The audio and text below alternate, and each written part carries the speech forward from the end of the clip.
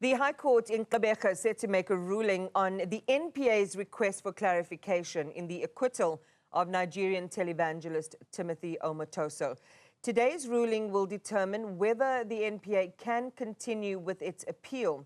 Omotoso and his two co-accused were acquitted on all 32 charges, including human trafficking, rape and racketeering. The judge in that matter found that the NPA failed to prove its case beyond a reasonable doubt. Newzroom Afrika Sipha Kema joins us ahead of those proceedings. It's an important ruling this morning for the NPA.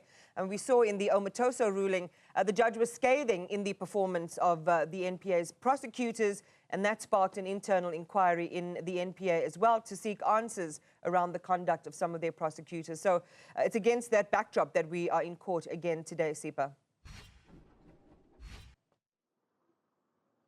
Absolutely, Iman, but also to mention that whether this ruling goes in the favor of the NPA, the National Prosecuting Authority has made it quite clear that they will continue to approach the Supreme Court of Appeal, whether or not this verdict is in their favor, saying that it was an important step to take that they could not miss before officially applying for an appeal. So even if the judge today or the court this morning dismisses their request for clarification, now what clarification they were seeking is to ask Judge Irma Skuman to give her factual findings. As you mentioned that she was scathing the day that she handed down the judgment where she spoke about the prosecutorial misconduct and incompetence when it comes to the cross-examination.